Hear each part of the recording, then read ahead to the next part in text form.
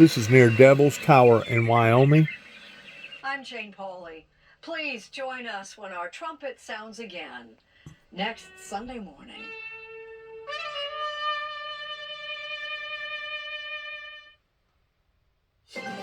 I'm Margaret Brennan in Washington. Here we go. This week on Face the Nation. Margaret's here As today, Trump this week. 2.0 nears the 100-day mark, what do Americans think of the job he's doing?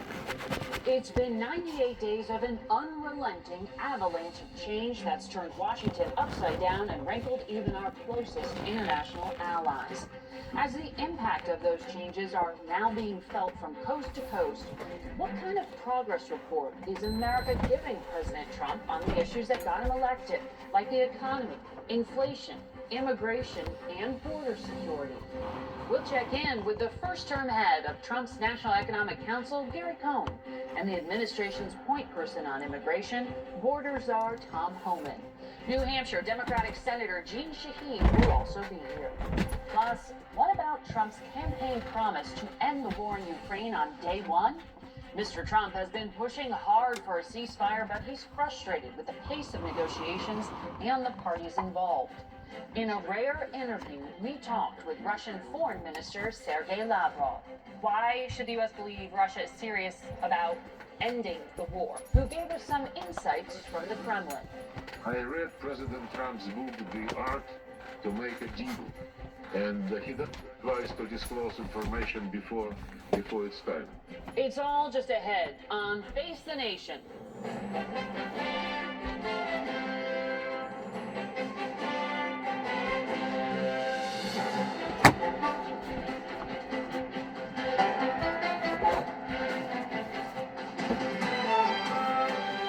Good morning and welcome to Face the Nation. This morning, our new CBS News poll finds that President Trump's overall approval rating has dropped 8 points since his inauguration. And although 6 in 10 Americans say he is doing what he promised during the campaign, there is some growing concern about some of the policies he's pursuing to fulfill those promises. For more, we're joined now by CBS News Executive Director of Elections and Surveys, Anthony Salvanto. Anthony, you look at those numbers, the president's not doing badly. What explains, though, the decline that we have seen since taking office? Good morning, Margaret. Look, this is a story about big expectations and big changes. A big majority of Americans think that Donald Trump is making major changes to how the U.S. government works, to how the U.S. economy works. But it's also a story about focus, especially early in a term. What we see is increasingly Americans think that the administration is putting too much focus on trade and tariffs and not enough on what they see as trying to lower prices. And prices are really closely connected to how they rate the president, not just overall, but on handling the economy and on handling inflation specifically. Those ratings are down now to their lowest level of his term. But the other part on expectations, Margaret, is that coming into this, Americans told us many expected them to get financially better off under Donald Trump. They were remembering the economy during his first term when they said it was good. And so far, we see more Americans saying that they're now financially worse off as a result of those policies. Also, that less of them think that he's got a clear plan for what to do on trade and tariffs. So that's kind of undermined confidence a little bit on that. I have to add, his political base, MAGA Republicans in particular, are still very much behind him and are okay with this. They think the economy is getting better, even as Americans overall say that it's getting worse. The movement here has come from that segment of folks who kind of were giving him a chance on the economy. Not necessarily MAGA voters, but they were saying, okay, they think he can lower prices and lower inflation. And so far, they haven't seen it. It's always interesting to see how much people associate the prices they pay with the economy. When the president talks about trade, the president talks about deficits, right? And they're saying, it's my grocery cart. Exactly. And that's been consistent, not just in this presidency, but back during Joe Biden's as well. It was, what's right in front of you? Right. What am I paying? Immigration was a huge issue during the campaign. The president's put it at the centerpiece of his administration policy effort. Is it bolstering him? Well, in some ways, very much so. Because first, start with the border, right? 2/3 of Americans say that his policies have reduced border crossings. That was key in the campaign, so that's seen overall is a success story. The other part on his deportation plan continues to get majority approval, but it's in the details where we start to see some differences. You see big majorities of Americans say, in principle, it is not acceptable if legal residents are mistakenly deported, mistakenly detained as a result of this program. And that may be forcing his overall handling of immigration down a little bit, but it also raises these larger questions we see in the first 100 days about the powers of a president and how one goes about getting their policies through.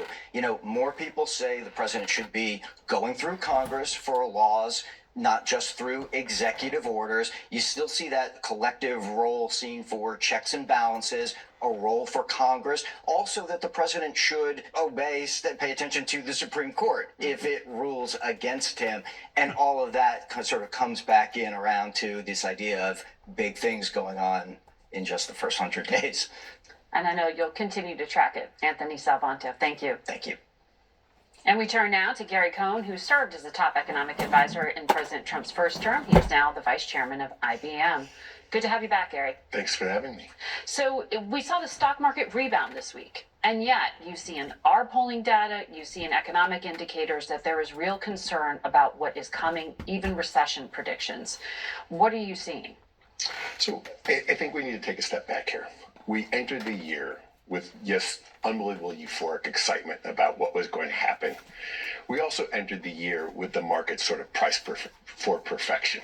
I think now as we roll forward to where we are today, we're sort of in a world where we're in a price for realistic uncertainty.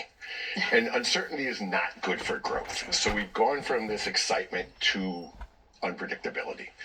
And the unpredictability has to do with where are we on the economy. And I think that a lot of your data showed there's still a little bit of confusion on the economy right now.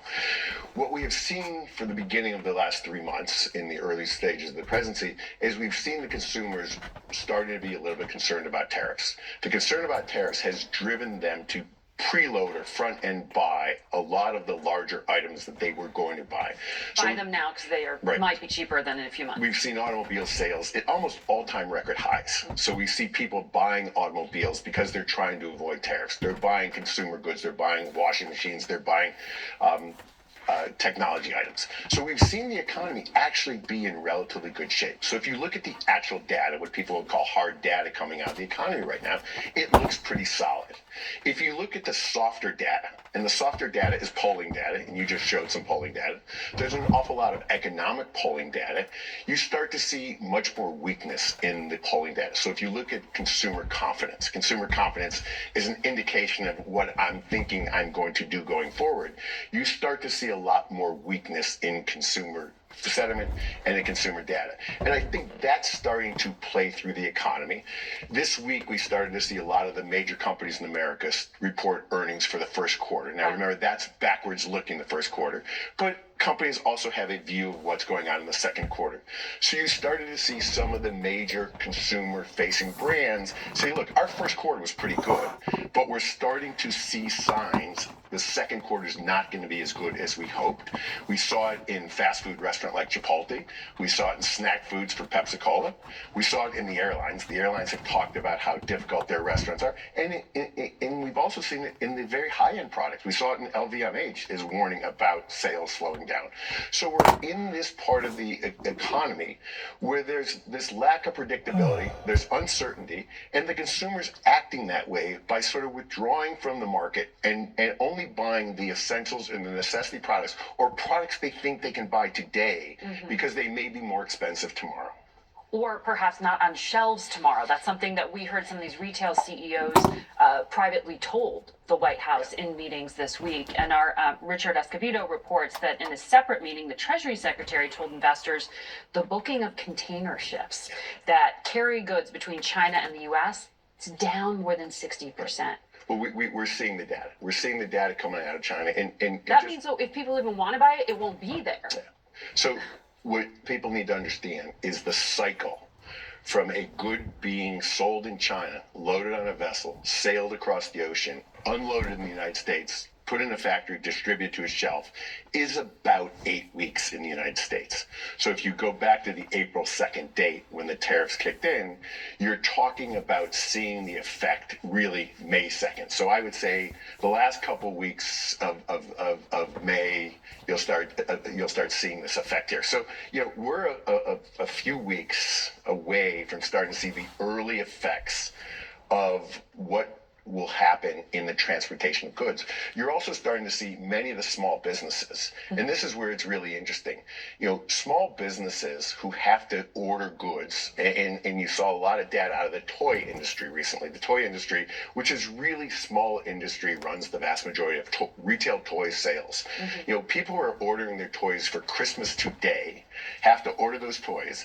Those toys are now coming with a massive 145% tariff. The vast majority of small business toy stores cannot order toys today because they cannot afford the 145% tariff. So they're making a conscientious decision.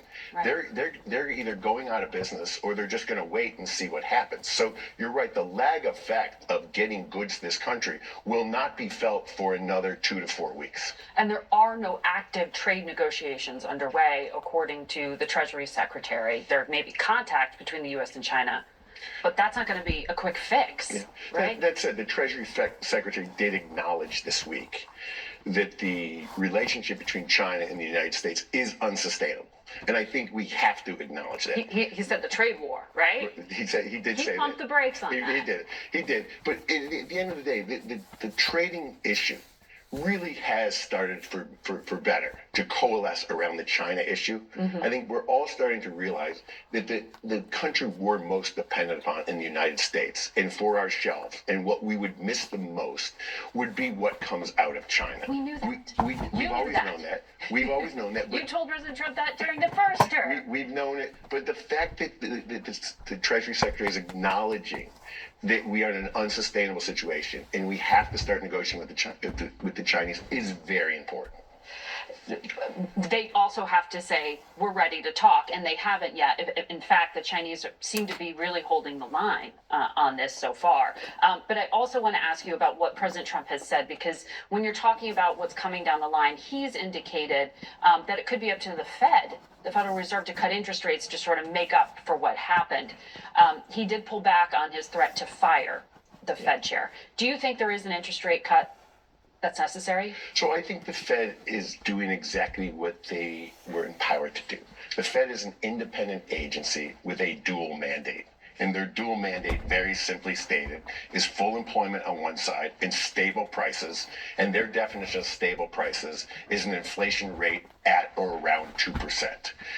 They are in a position right now where they're basically at full employment, inflation at about 2.4%. So they're basically saying, we have done our job right now. So there is in essence really no reason for us to take action at this moment. And on top of that, we have this unpredictable economy. We have this potential instability.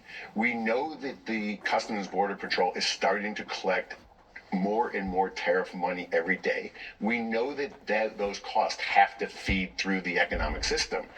We predict that will be inflationary, even if it's just a one-time price shock. So there are those that say, look, it is a one-time price shock, it's not inflationary.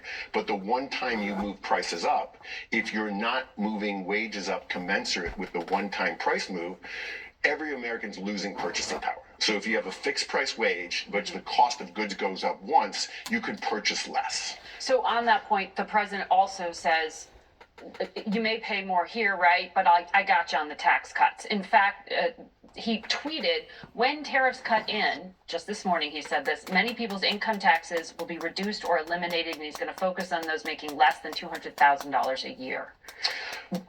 This is not going to get done by Memorial Day, is it? Look, I don't know, and it would be very fast for it to get done.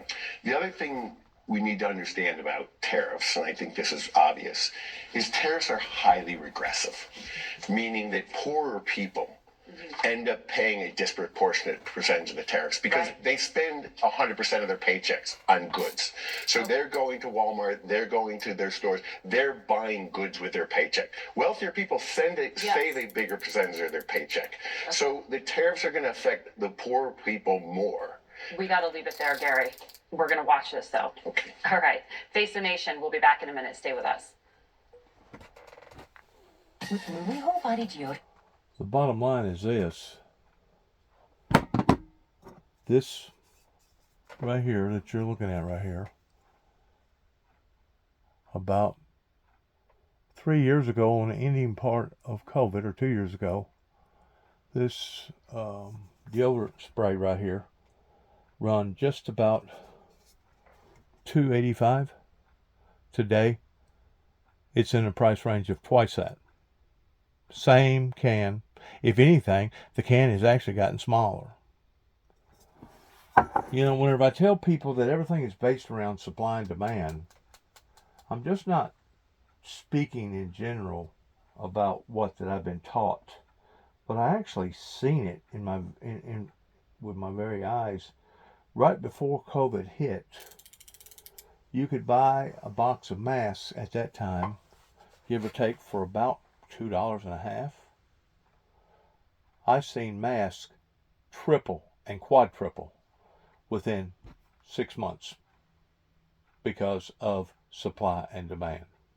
Trump and Ukrainian President Volodymyr Zelensky sat down together at the Vatican prior to Pope Francis's funeral. Their first... And I'm talking about the cheap masks. I ain't talking about the high-dollar masks. I'm talking about the cheap stuff that you get at Walmart, at their grocery store. I mean, at their counter. The war, and is just tapping him along. On Thursday, just hours after that attack on Kyiv, we spoke exclusively with Russia's foreign minister, Sergei Lavrov, and talked about the potential components of a peace deal. European sources say that the U.S. proposal is really just kind of a list of bullet points.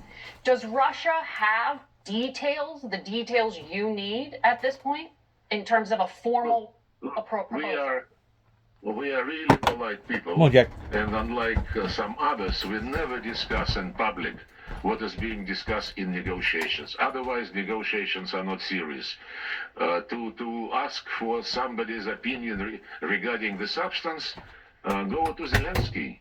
He is happy to talk to anybody through media, even to President Trump. The National Security Advisor, Mike Waltz, said last month that President Trump is asking for thousands of Ukrainian children who were taken into Russia to be released now as part of what he called confidence-building measures. What steps has Russia taken to meet Mr. Trump's request? Look, long before the request coming from Washington, we have been addressing the issue of the fate of the kids who, during the conflict, found themselves outside their homes, outside their families. Most of these kids were attending what you call it, the place where people without parents... Orphanage. Orphanage. And as soon as, and we announce whatever details we have about those kids, and as soon as the parents or other relevant relatives make themselves available, they're getting the kids back. This has been the process for the last almost 3 years between the ombudsman of Russia and Ukraine. So there's no new release of thousands of Ukrainian children at the request of President Trump? No, nobody knows why some experts advise the president about thousands of Ukrainian children. Every now and then, once in 2-3 months, we organize exchanges with Ukrainians with the help of Qatar, Saudi Arabia, United Arab Emirates, who do not, make any noise about what they're doing. They just do something which we are participating in a very constructive manner, bringing kids back to their parents or relatives. Do you take President Trump at his word when he says if Russia is unable to make a deal on ending the bloodshed in Ukraine, he'll put secondary tariffs, I think he means sanctions there, on oil coming out of Russia? Or do you think that at this point, the relationship between Russia and America has been rebuilt and that won't happen? Well, I cannot comment on what you think President Trump meant when he said something. What do you think he meant when he said secondary tariffs on oil coming out of Russia? Well, we hear many things coming from President Trump. President Trump said that he's sick and tired of the situation in this settlement. And President Trump has his own proposals and has his own style in mentioning those proposals in his public speeches. We concentrate, as I said, on the real negotiations which President Trump supports and instructed his people to continue to engage in these negotiations. Broadly speaking, when you look at what's happening in the battle space in Ukraine right now, analysts say about 18% of Ukrainian territory is under the control of Russian forces. U.S. intelligence says battlefield trends are in Russia's favor.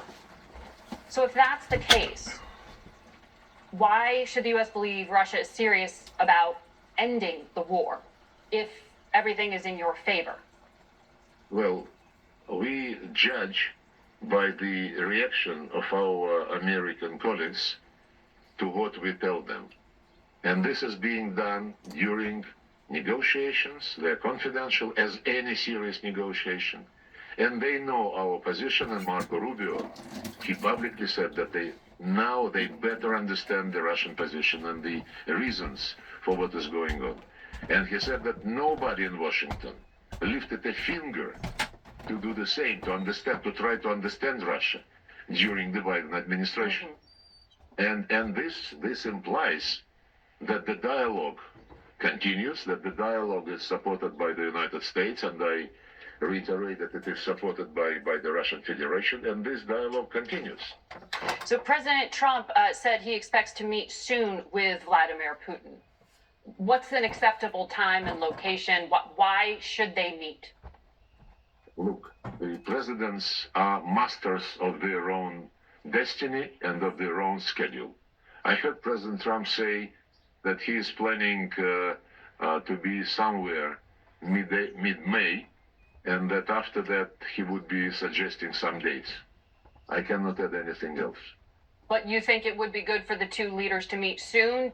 We're always in favor of meeting with people who are ready for a dialogue. President Putin repeated this thousands of times, and when we met in Riyadh, together with President Putin's foreign policy advisor Ushakov, with Marco Rubio and Mike Waltz, the American colleagues clearly stated that the U.S. policy is based firmly on U.S. national interests.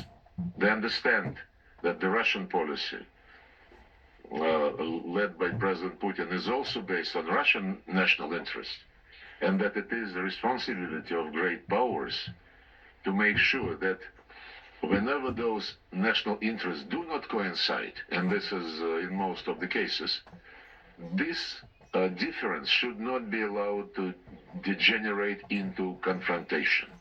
And that's what dialogue is for. But they also added that when the national interests of two countries or of more countries coincide, it would be stupid to miss an opportunity to translate this coincidence into some material, mutually beneficial projects. And this is absolutely our position. You know that President Trump is coming up on 100 days in office, and he has made clear his patience is wearing thin with the diplomacy here. Do you expect the U.S. and Russia to continue to talk after these potential peace talks fall apart? Russia is always available for a dialogue, so you have to address your question to the American side. Second, you prejudge the current process by saying that eventual collapse of the talks.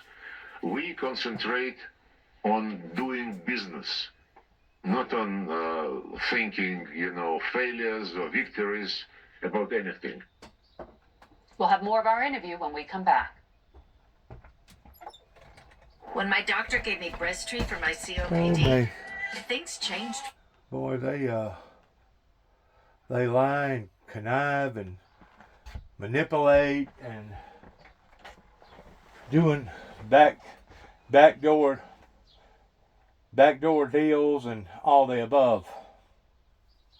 Pretty well get to figuring out that the Russians are not studying peace. The Russians believe that they have been cheated. And the reason why is because the so-called church sector over here in America never did support biblical Bible prophecy, even though it was fed down their throats going back 30 plus years during the Reagan and the Bush administration. Proof is in the pudding, and whenever I continue to keep talking about Northwest Tennessee and this country over here pertaining to Washington, D.C., I'm not just blowing smoke. Coming near a neighborhood near you, these people are going to be held accountable up here in Dresden, Tennessee, pertaining to law enforcement, pertaining to their so-called churches that basically has caused divisions amongst and in their own churches of identifying that what I am talking about is in fact authentic biblical Bible prophecy. That because they was confused and mixed up, because they bought into a sack of goods pertaining to being deceived, now they don't want to own up to it, just like the people over there in Kenton, Tennessee, that had the initiative of helping the founder of the Windmill Ministries missions here at 291 Thompson Road, Sharon, Tennessee, zip code 38255, helping mentor him, but rather than mentor him, they chose to fight against him. And they was the very ones that planted all these seeds, or a lot of them was. I can't identify all of them, but a lot of them was the very ones that were planting all these seeds about how that Juby was of the devil, and Juby was deceived, and Juby was a madman, and Juby this and Juby that, intensifying towards wanting to basically assassinate my character. And now it's come back to haunt them, and they're still not willing to stand up and give an account. What does that say about this group of people? What does that say? Proof is in the pudding in how long that I have been putting out these videos, and I still don't get no positive response from either the churches or the judicial law enforcement agencies around here. What does that say about these people? Think about that. They have had all this time since I have reached out with social media, give or take for the past 7 years, that I've been steadily putting out information to the public, and I still don't have nobody reasonable enough to come out here and stop and talk to me about all this. Wow. That tells me that they are willing to drive this all the way off into the abyss, hoping that at that point in time they won't have to be accountable to not just the Windmill Ministries missions, but they won't have to be accountable to the people, is what they're thinking. And you would have thought by now that the young people, the millennials, would have already done caught on all this. But once more, I still don't see a movement. I'm still getting negativity. I'm still being rejected. I'm still being an outcast. Why things is fumigating. Why things is building. You know, there was a great deal of people that protested the Vietnam War. I'm pretty sure whenever this blows up in everybody's faces, which it looks like it's going to, is only going to be the tip of the iceberg compared to the people that's going to be protesting against a war, a major war this time. And the bottom line is this: the Russians are haggling or playing with the American people, because it's the Russian government over there that feels like that they have been bamboozled or lied to or cheated by the Western world over here. So why would they agree to anything that we wanted them to agree with? Once more, this is a fundamental problem regarding what they're dealing with pertaining to the Ukrainians, even though I disagree with bombarding and blowing up a country over there the way that they're doing. especially turning it into nothing but a wasteland. But I guess the way they look at it, they must look at it in the degree towards, well, if we can't enjoy it, neither are y'all. We're just going to blow it all to smithereens. That way nobody gets to enjoy it. That way we just turn it into a wasteland. That's the only thing that I can understand, identify what's going on here, pertaining to them steadily bombarding, especially bombarding the civilian life over there, which basically puts them under the same category, as far as I'm concerned, as Bin Laden or Hitler, all out and out terrorist. But they don't care, because they've already lost revenue. They feel like that they have been lied to. They feel like that they have been cheated, and because of it, it's ongoing. So if the president can actually pull a feather out of his hat, or a rabbit out of the hat, towards a solution to this, I wish him the very best. I really do. I wish Donald J. Trump the very best in resolving this problem. Officials of Russia and the United States, by those who are responsible for trade, economic cooperation, investments, and so on and so forth. I'm asking what you think the potential is. I read President Trump's book, The Art to Make a Deal, and he doesn't advise to disclose information before it's time. Respectfully, President Trump speaks quite a lot about the things he would like to do with Russia and opportunities to work together. I understand you don't want to. On the specific things President Trump has said in public is that the U.S. could work with Ukraine to operate the largest nuclear power plant in Europe, which is in an area, Zaporizhzhia. Russians control that area right now. Do you agree with President Trump's public statements that the best security would be for the U.S. and Ukraine to operate that together? No, we never received such an offer. And if we do, we would explain that the power station, Zaporozhye nuclear power station, is run by the Russian Federation state corporation called Rosatom. It is being under monitoring of the IAEA personnel permanently located on the site. And if not for the Ukrainian regular attempts to attack the station and to create a nuclear disaster for Europe and for Ukraine as well, the safety requirements are fully implemented, and it is in very good hands. So that's a no. No, I don't think any change is conceivable. Okay, because that was in a public statement from the White House to the media. We as I said, we did not receive any proposal which would be specific. I just want to be abundantly clear, because that is also widely reported to be in the U.S. proposal currently on the table. Why don't you ask me about President Trump's position on Crimea? You liked what President Trump said about Crimea when he said that it had been under Russian control since 2014? It's not about liking or disliking.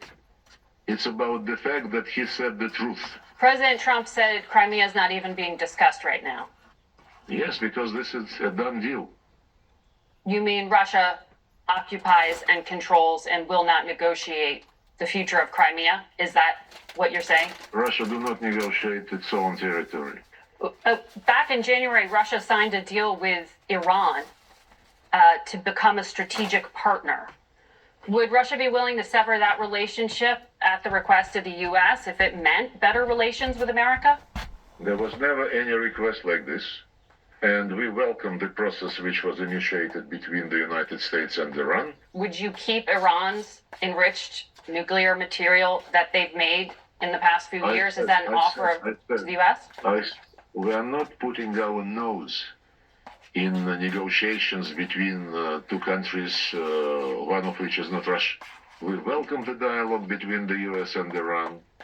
We would be certainly ready to help if both parties believe this is going to be useful, and they know that we are ready. I want to ask you quickly about nuclear weapons because Russia is such a nuclear powerhouse. According to U.S. intelligence, Russia is developing a new satellite meant to carry a nuclear weapon, which would knock out other satellites and devastate the U.S. if it's used. That's in publicly published material. Does Russia intend to violate past treaties and actually put a nuclear weapon in space? Well, before asking this question, you have to check whether this is true or not. This is what U.S. intelligence says. U.S. intelligence, I was listening to President Trump about his views of what is the list of achievements of U.S. intelligence, and I have my own facts on which I rely. We have been promoting for many years in the United Nations a resolution prohibiting putting any nuclear weapons into outer space. The country which is categorically against it is the United States. Are you saying the Trump administration's intelligence community findings are incorrect in regard to Russia developing a new satellite meant to carry a nuclear weapon? We denied those allegations. I cannot comment about the validity of the intelligence reports, as I told you. We never received any facts which would confirm the allegations. Do you have any interest in arms control talks with the United States, with the Trump administration? If the United States is willing to get back to this track, we would see what are the conditions under which this might be possible. As long as in the U.S. doctrinal documents, we are described as adversary. When the officials in Washington some time ago called us enemy. So we want to understand what Washington thinks of our relationship and whether Washington is ready for, I would emphasize once again, an equal, mutually respectful dialogue heading to finding a balance of interest. If this is the approach, everything is possible. You can watch our full conversation with Foreign Minister Lavrov on our website and on our YouTube page. Just search Face the Nation. And people are very businessly minded over there. They don't haggle around with what they mean or saying what they don't mean. They're very direct. We go now to New Hampshire Democratic Senator Jeanne Shaheen. Senator, President Trump repeated his threat Saturday to look at potential sanctions on Russia. Senator Lindsey Graham tweeted he's got nearly 60 co-sponsors for a sanctions bill. Yet in our interview, Minister Lavrov basically said their economy is self-sufficient and sanctions don't matter. Are they actually leverage at all? Probably not. Well, I think we ought to take up the Graham legislation and we ought to pass it through both houses and put those secondary sanctions on Russia. And the fact is, I've been watching Minister Lavrov for 16 years since I've been in the Senate, and he is very adept at talking a lot and saying nothing. And in that interview, as we know, he refused to acknowledge Russia's aggression into Ukraine. He refused to acknowledge that it's Russia that's firing on the Zaporizhzhia nuclear power plant, not the Ukrainians. He refused to acknowledge the children from Ukraine who have been disappeared into Russia, kidnapped there. He does not. He's an excellent prevaricator who never takes a position that is in opposition to what he believes is Russia's interest. Sure they are. That's exactly what they're going to do.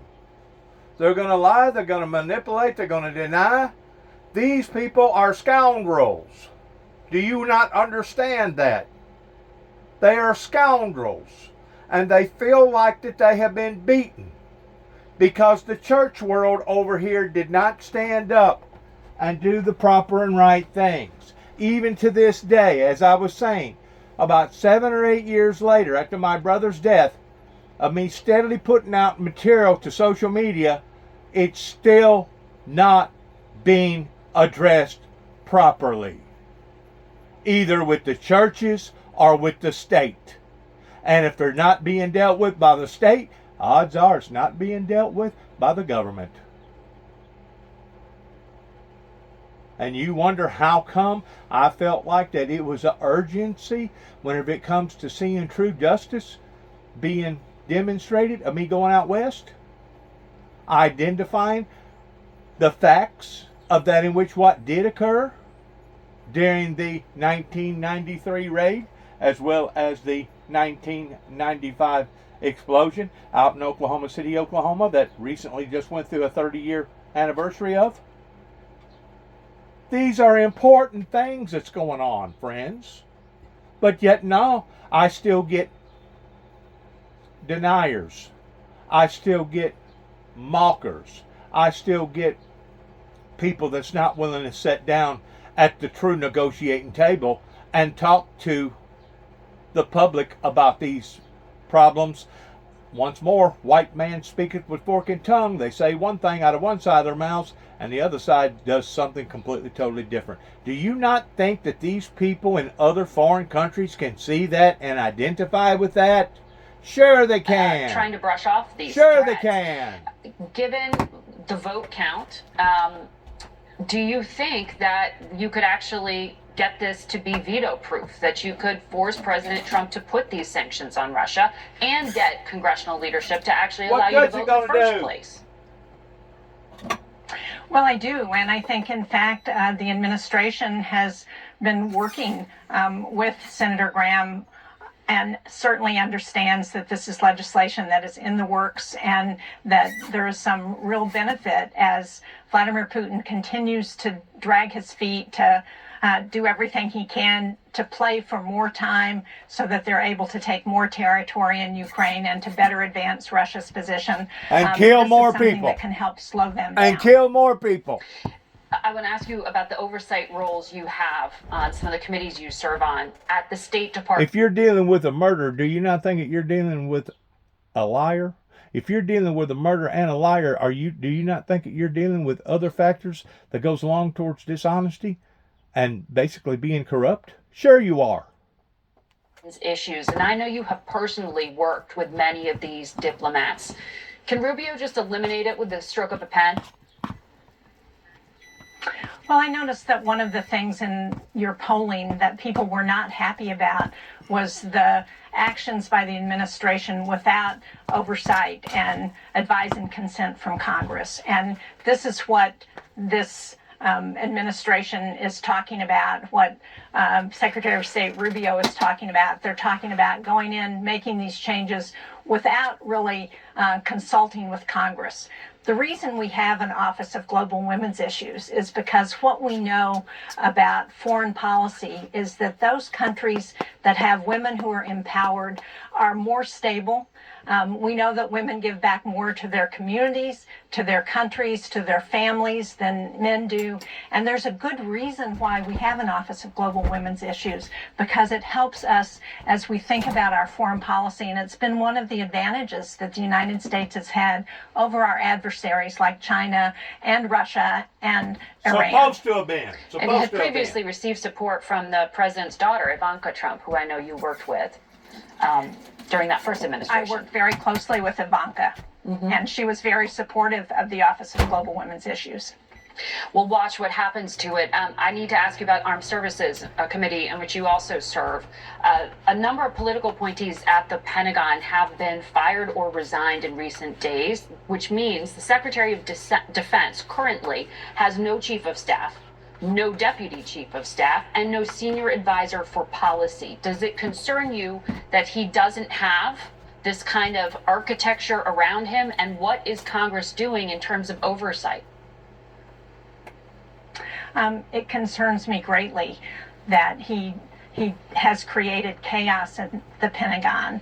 The fact is, Pete Hegseth was not qualified to take the job as Secretary of Defense, and he has shown that time and again. He showed it with his sharing classified information on a signal chat, with the recent sharing of information again with his wife, with his brother, with his lawyer on a signal chat. Inappropriate to take classified information and then share it in an unclassified source with people who do not have the credentials to hear that information. He has created chaos that is now embroiling our uniformed military in the chaos that he's creating at the Pentagon without having the appropriate people to run things. And he's not taken responsibility for his actions. And for those people who serve under him, he has shown that he is not the kind of role model, not the kind of leader that we need at this time. Very quickly, it's sensitive information the Pentagon is looking into through this Inspector General inquiry, whether it was classified. Do you have any idea when you will get a clear answer? I don't, and I think it's important that that's a bipartisan request to have that investigation done to see what was appropriate, and hopefully they will come out soon with recommendations. You know, one of the things, the concerns that I raised with the Secretary of Defense was what the tariffs are doing to the supply chain for our Department of Defense. We know that the Ukraine war showed us that we have some real challenges with our defense industrial base. Those are being made worse by these tariffs. I was at a company in New Hampshire last week that does ball bearings for the aerospace industry. They told me that because of the tariffs on steel, that what used to take them 20 weeks to get steel, they're now having a 2.5-year backlog. That puts a real strain on our Department of Defense. And I know you've sought more information on that. Senator, we'll have to leave it there for today. Thank you for joining us. We'll be back in a moment. Starting tomorrow, actors taking on. Now see, I told you from the get-go that the way that they was going to go about doing this was not going to be good. Tom Homan. Good morning to you, sir. Good morning. We see in our polling some support for the president's policies here. We know that overall border crossings are at the lowest monthly level we have seen. Just over 7,000 migrants came across in March and were apprehended. But given the fact that you're still waiting on Congress to give you funding, do you think that's going to handicap your ability to carry out these policies? Well, look, I think we've been very successful, and we got the most secure border in the history of this nation, and President Trump was able to accomplish that in 7 weeks. That's something that Joe Biden didn't and wouldn't do in 4 years. But yeah, the more money we have, the more we can do. The border is the most secure it's ever been in the history of this nation, but we need more funding for interior operations, ICE operations, to arrest those public safety threats, national security threats, and others from the United States. Again, the numbers are about 3 times higher than they were during the Biden administration as far as ICE arresting the interior, but with more money, we can do more. Well, let's talk about what's happening on the interior.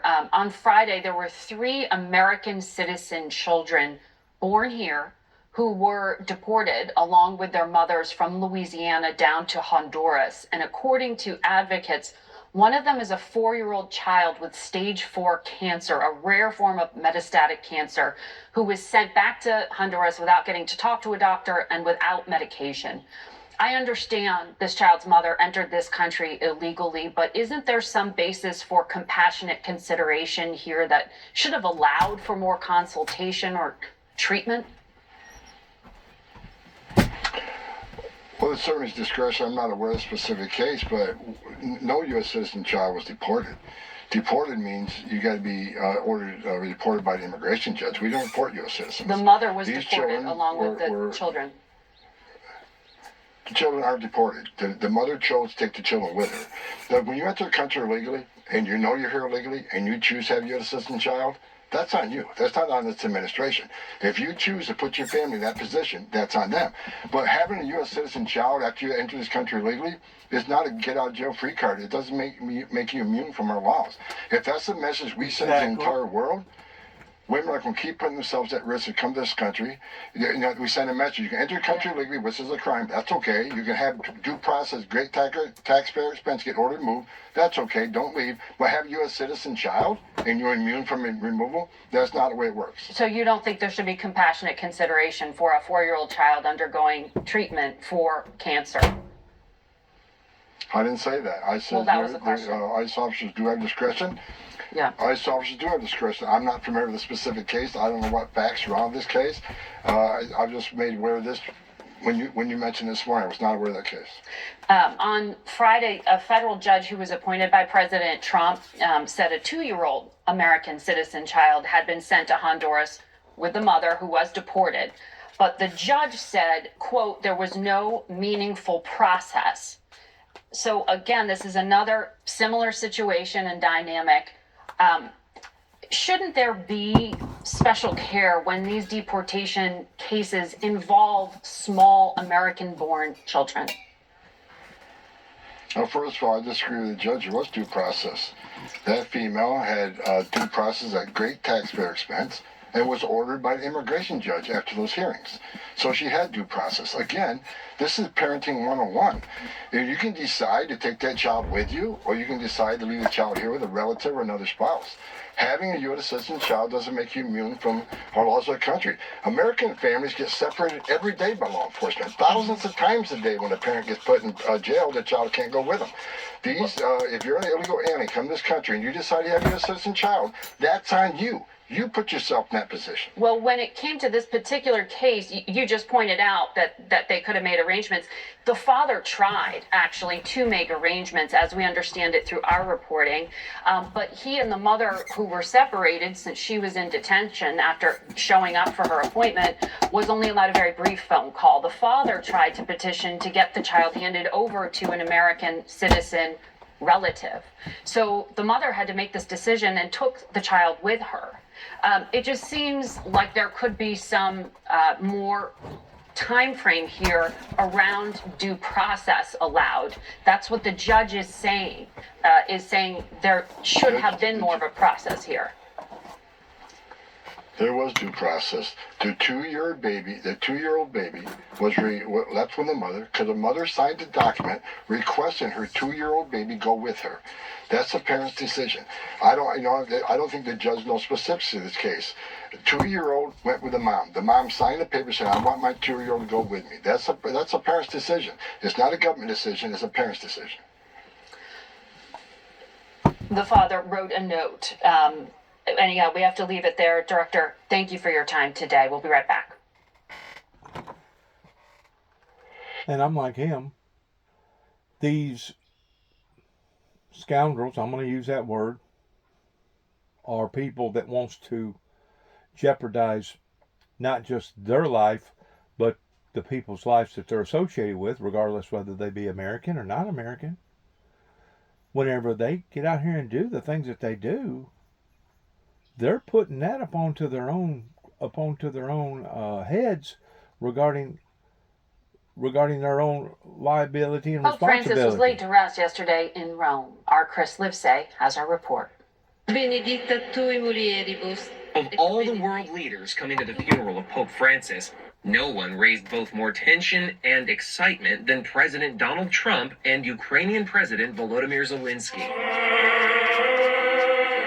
As the funeral for Pope Francis progressed in St. Peter's Square, we met Olga Vilsanka from Ukraine. He always said, "Please pray for Ukraine. Please remember the suffering people of Ukraine." The papacy has always been a political as well as a religious institution. Pope John Paul II used it to speak out against communism and is widely seen as having played a role in the fall of the Soviet Union. Monsignor Karl Castell, who's lived through 7 papacies, says Francis was just as outspoken. Not everybody liked it, but whether it was the President of the United States or the President of the Russian Federation or whoever, he would say what he thought was the right thing to say for the Pope. In 2016, while returning from a trip to Mexico, that meant speaking out against U.S. conservatives over mass migration when he said, "A person who thinks only about building walls is not Christian." Then candidate Donald Trump fired back. For a religious leader to question a person's faith is disgraceful. Francis and his social agenda will no doubt be on the minds of cardinals when they elect a new pope next month. In the recent past, we've had several cases of popes who have had enormous political influence as well. It all depends on whether or not they're listened to. It's a point not lost on Vilsanka from Ukraine. Do you think that in Pope Francis's death, at this very funeral, peace might eventually come? God willing. God willing. Zelensky said his meeting with Trump could be historic if they achieve joint results. Hours later, as President Trump was flying back to the U.S., he took to social media to blast Russian President Vladimir Putin for firing missiles into civilian areas. That was our Chris Livesay in Rome. That's it for us today. Thank you all for watching. Until next week. For Face the Nation, I'm Margaret Brennan. And I agree.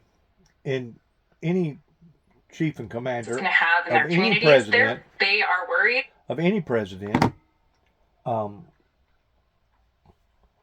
that shooting at civilians hits below the belt regarding genocide. And that's exactly what the Russians have been doing all along towards attacking civilian life in a genocide stance, to the degree that they have reached a boiling point over there, obviously, with their people, for whatever reason that they believe this, that if they can't have Ukraine, neither nor is nobody else going to have Ukraine, and if they do, it's going to be a wasteland Ukraine. This is an internal problem. But at the same time, this is also breaking Geneva agreements pertaining to attacking the civilian life, even if it's your own civilian life. That would be like the government of the United States turning on its own citizens here in America, which basically they done that during the Civil War of Abraham Lincoln. The United States government declared war on its own people. And it originally did not start out towards being the initiative of slavery. They turned it into that because they knew that there was certain people that was looking over their shoulder, wondering what was going on, such as King George III and other people that had these type of influences. So they had to come up with some sort of good explanation. And of course, it basically whittled down to state rights and etc. But this is what happens when a group of people decides that they're going to do something up onto their own in defying the truth, defying, and right now I'm pointing my finger at various people that is guilty of either state, local, or federal government in the United States. This is what happens whenever you decide that you're going to go on your own in your own frenzy and doing something that you should not have done. You immediately got off the reservation because you didn't do it in a proper, godly, righteous, truthful form. Now we're trying to play catch up, and there ain't really no catch up because other people in other parts of the country, other parts of the world are seeing the truth about all this, and there's still not being no type of resolution. Proof is in the pudding, my friends. And it really disappoints me. It's one thing for me to be disappointed of the elderly, the baby boomers. It's one thing for me to be disappointed of that in which what had occurred 30 plus years ago. But even today, while it's still occurring,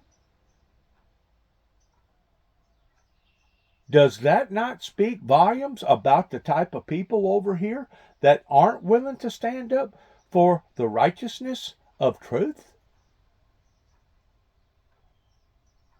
I guess they're probably still thinking, well, as long as we don't initiate no type of movement, maybe we'll play it off to the degree of out of time, out of sight, out of mind, and eventually time will take care of itself.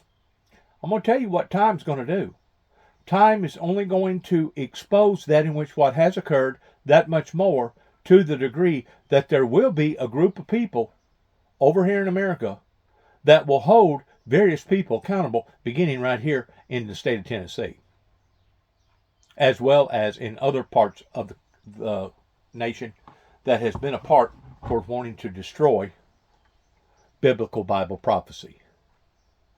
While they was trying to destroy me, it wasn't that they was trying to destroy me. They was trying to destroy that in which what I represented. They was trying to destroy the anointing that had been placed upon my life. And that's the part that the people over in Kenton, Tennessee, and Dresden, Tennessee, and Martin, Tennessee, just hadn't got it yet. Just hadn't got it yet. You know why? Because they're still in the mindset of being deniers. Now, I don't know how long that long is going to be, because none of us know the time frame in God towards Him allowing time as we know it to exist.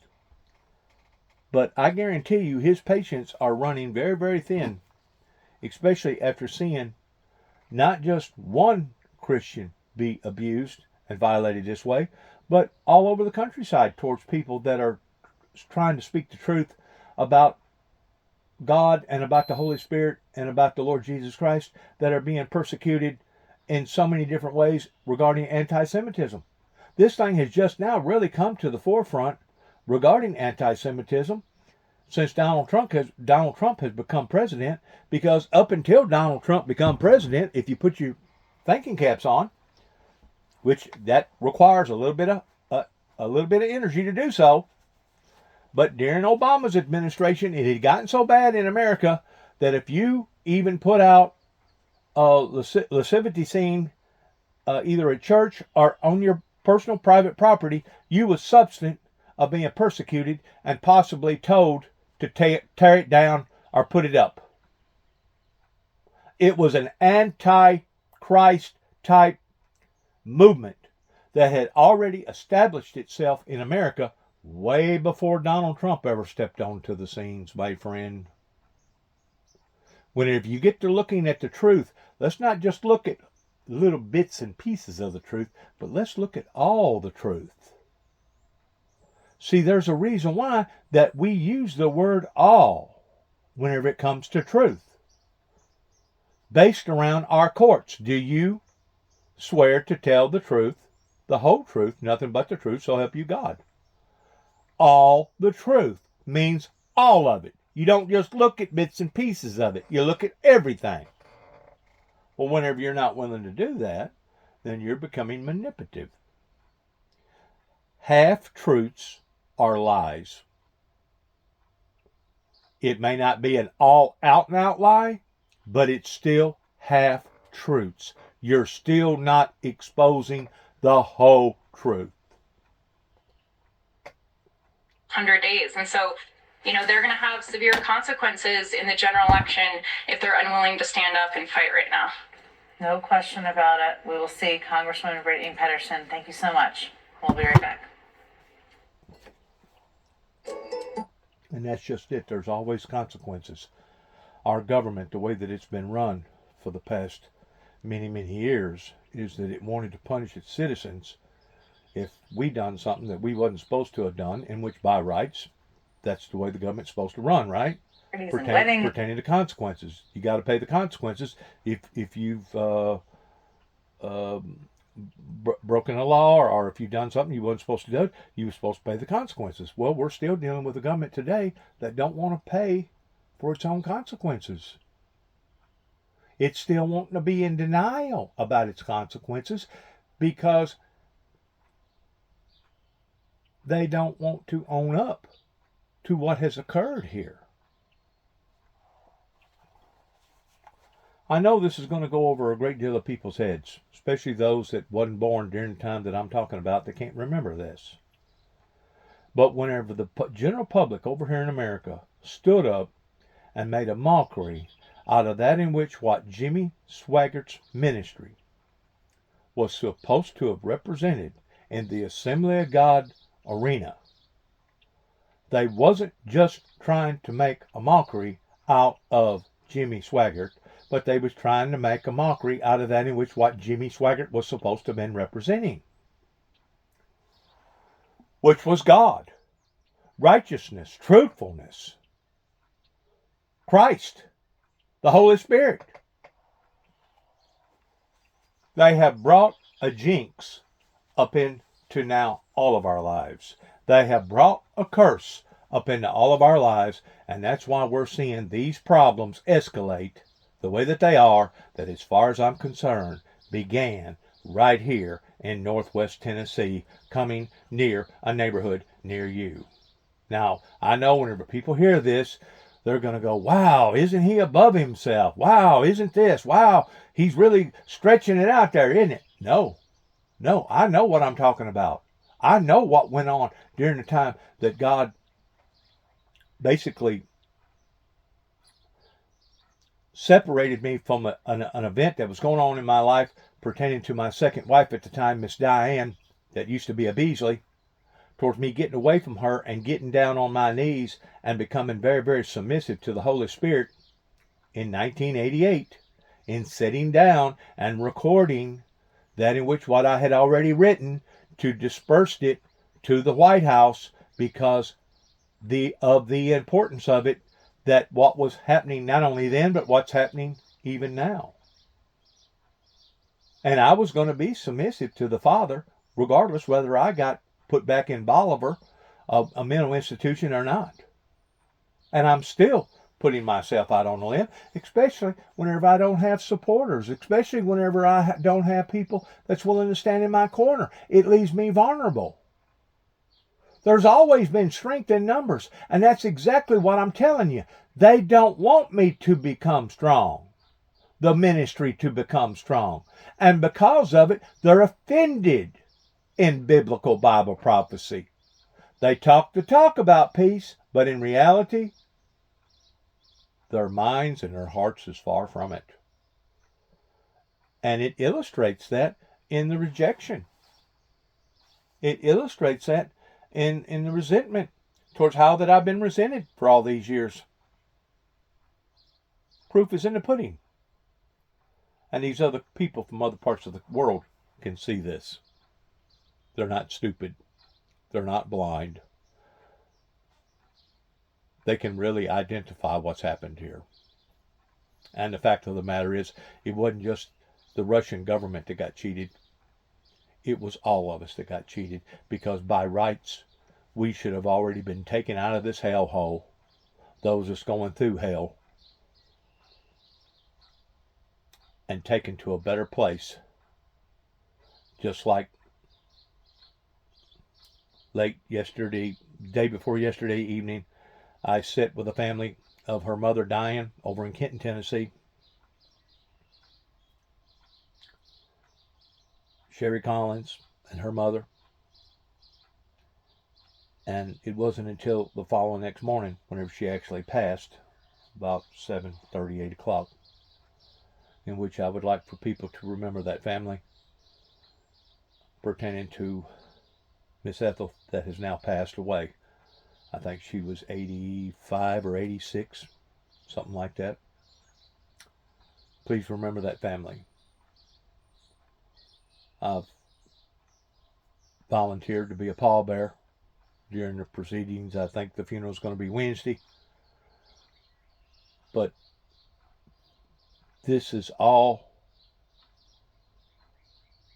in perspective of her now no longer having to live in a messed up world with a messed up body towards going through lots of pain that she shouldn't have had to have went through. And she did.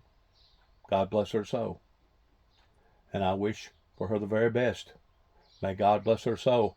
And I pray to God that she rests in peace. All sorts of life events to bring you the news and make sense of the week. And they're not only incredibly good at what they do, they definitely are. They're all deeply good human beings. And I am so grateful to have been on this journey with them over the last 2 years on Sunday afternoons. So thank you to all of them, and thank you to all of you. We'll see you tomorrow night at 8 p.m. Eastern for one last Monday night show. But for now, stay right where you are because there's much more news coming up on MSNBC.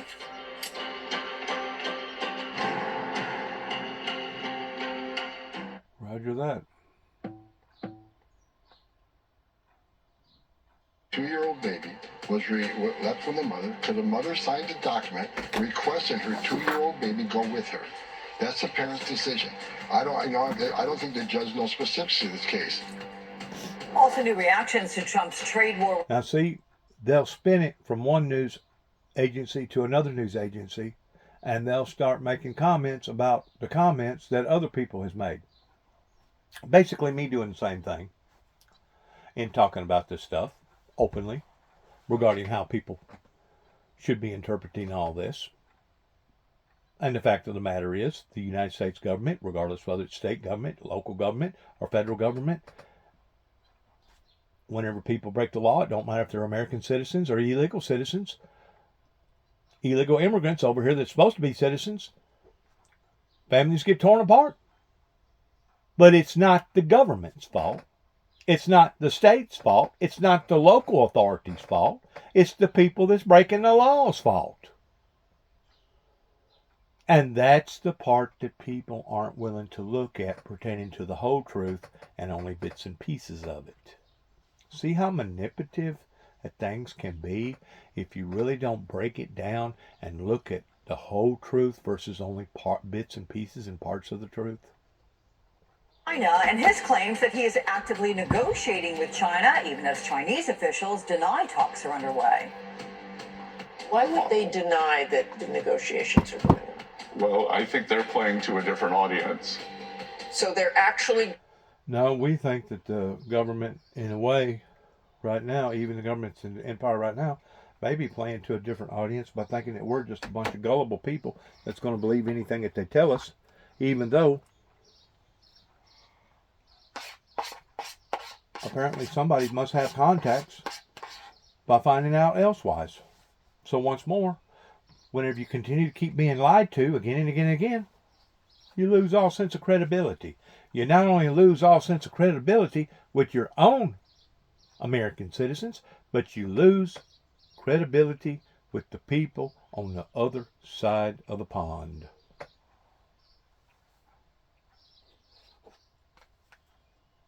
Actually things happening that the Chinese are just denying, but it's not true. That we have a process in place, and again, I just believe these Chinese tariffs are unsustainable. A new reaction to President Trump's shift in tone towards Russian President Vladimir Putin following Trump's meeting at the Vatican yesterday with Ukraine's President Zelensky. Some see hope in this latest development. What Trump has done over the last number of months has been an absolute disaster and been of real assistance to Putin and his horrible war against the people of Ukraine. When you announce to the world that it was Ukraine that started the war, when you insult Zelensky, who comes into the Oval Office, what you are telling Putin is, hey, we are on your side. And happening right now on the steps of the U.S. Capitol, Democrats engaged in an act of resistance. House Minority Leader Hakeem Jeffries and New Jersey Senator Cory Booker have begun a sit-in protest on the Capitol steps. They are calling it an urgent conversation with the American people. We have reporters and analysts in place ready to go over all these new developments for us. We will head first to NBC's Yamiche Alcindor, who's at the White House, of course. Yamiche, welcome to you. So what, first of all, has been the reaction to these latest poll numbers? Well, President Trump and top White House aides are essentially dismissing these new poll numbers and saying that President Trump is going to continue full speed ahead because he believes the policies that he is pursuing, chaotic as they may be, that they are what the American people wanted when they reelected him. So take a listen to what the Agricultural Secretary said just this morning. President Trump is resolutely focused on ensuring that we are realigning the American economy to put Americans first. And again, he's never worried about this poll yesterday or that poll tomorrow. He has a vision, and I saw it working with him in the first term, see it again the second term, that we have to put America first. It's also interesting, the president posted online today talking about tariffs, which is one of the things that we saw in poll after poll that Americans are very worried about and not liking what they're seeing. The president said online, quote, when tariffs cut in, many people's income taxes will be substantially reduced, maybe even completely eliminated. He also went on to say, also massive numbers of jobs are being created with new plants and factories currently being built or planned. It will be a bonanza for America. The External Revenue Service is happening. And of course, that being that the president is continuing to say that these tariffs are going to make America rich and that Americans eventually are going to benefit from this. The president's also been saying, stick with me. There's going to be pain. There's going to be transaction costs. What he's been saying, transition costs also is something that he's been saying. You live in a world today over here in America that everything is instantaneous. It's got to be now. I think our fast foods is basically what established that mindset in being able to order your food in less than 3.5 to 5 minutes. You got it in your hand and you can drive off. Instant. We also live in a cancel culture world here in America to where if they don't get their way immediately, they just cancel you. Go to the next venue. What's the next thing that we can choose from? Once again, it's a prophecy coming true out of the book of Daniel pertaining to the world being as a drunkard, swaying from one side to the other, back and forth, trying to cover up their mistakes while not acknowledging the facts, while basically still hoping in one hand and poo-pooing in the other, wondering which one's going to fill up the quickest. Well, I got news for a great deal of the American politicians today in America towards which one is going to fill up the quickest. And I have to explain it towards which one it will be.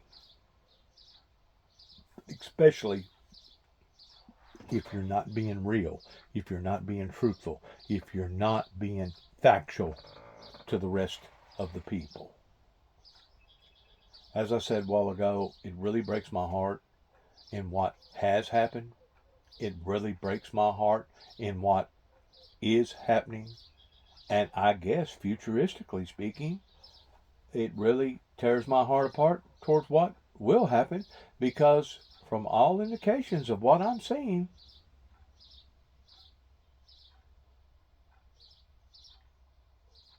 this thing is going south, and it's going south quick. And I'm really heartbroken about the younger generation that even to this day still refuses to stand for the right principles. Been saying, but overall, we know that in polls, Americans are very worried about this tariff strategy that has been chaotic and very much inconsistent. Alex? I don't know. You might have heard me go, what? About Americans potentially not paying taxes at that one? I was like, Let's talk also about the arrest in the theft of Homeland Security Secretary Kristi Noem's purse. What more do you know about this, Yamiche? Well, this is such an interesting situation. I'm going to voice my opinion real quick about what I think. You can take it for what it's worth, pertaining to all this tariffs and all this problem with the money, finances, and $36 trillion in debt, et cetera, and all the jobs going overseas. I think for some strange reason, they're trying to lessen an embarrassing moment pertaining to the American people. But in actuality, what they're actually doing by stretching this out longer, they're actually going from a lesser embarrassing moment to a greater embarrassing moment, especially whenever you have other people in other parts of the world that can see the same things that I'm talking about. This isn't some sort of a strategy or a philosophy or an analogy. These are truths that are occurring right now. We are actually engaged in this. This is and has become our reality, whether or not you want to believe it or not. I'm going to end by listening to her because the things that she's talking about that I've heard in the past, I ain't heard what she's going to say, so I may not even should comment. Let's go ahead and listen to it. The U.S. Attorney for the District of Columbia, Ed Martin, told NBC News in an interview that one suspect is in custody. He said that it's a man who is in this country illegally, which is very interesting, given that this, of course, is the Homeland Security Secretary. He said a second suspect is also being sought, and that ICE is also involved and maybe looking to deport these individuals. That being said, it's also interesting because Secretary Noem is, of course, protected by the Secret Service because of her position. And the reporting here and law enforcement officials are telling NBC News that this suspect went into this restaurant, sat down next to the Homeland Security Secretary, dragged the purse with his foot, and then made his way out of the restaurant, passing Secret Service. Now, they say that this was not a targeted incident, that he was just someone who was very good at stealing things, and that this is not something that they see was as sort of a big conspiracy against her particularly. But it's also still just a big question of how in the world, as someone who's protected by Secret Service, ends up with their purse being stolen. So definitely something we're going to continue to watch, Alex. Oh, for sure. And I should say I'm looking at also some updates to this saying that there's apparently another offender they are pursuing there in the D.C. area who's done the same type of thing. So I don't know, maybe it's a pattern. We'll leave that to law enforcement to figure out. All right, Yamiche, thank you for that. With me. Purse snatching has been a pattern now for the past probably 30 years in America, depending upon where you're at and what time of the day it is and how many people's around you. Once more, we're dealing with a government that can't take care of its own people, protect its own people. Even Homeland Security, that was part of this lady's protection detail. It's sad. It's really sad of the affairs that is being broken down because of a bunch of two-faced, hypocritical people that even to this day still refuses to go at this in a proper form and in a proper way. Good luck to all of us. God bless America. God bless our troops. I want to say that it was very touching and moving towards seeing Pope Francis in his last remaining stay here on planet Earth, in what he believed in, what he done, how he basically went up the ropes. I want to say our condolences goes out to those who have been affected by Pope Francis in the deepest type form. The funeral was elaborate in every way imaginable, pertaining to their uniforms and how they dressed and what was said, and the whole concept pertaining to the supernatural of that in which what the Catholic Church is in fact, and as far as I know, always has tried to put on the front burner, though they haven't been perfect to say the least, but neither nor has the Baptists or the Methodists or the Church of Christ or the Assembly of God or the Church of God or any of the other groups out there pertaining to the denominations, in which I stand firmly on being non-denominational, though I was originally baptized and saved as a Baptist, but I didn't get saved because of the Baptist Association or even the Southern Baptist Association. I got saved because I acknowledged Jesus Christ as my Lord and Savior, regardless whether what type of denomination or affiliation it was. God bless America. God bless our troops. God bless our endeavors towards which way we go from this moment on. Heaven help us all. And may Pope Francis rest in peace. God bless. Shalom.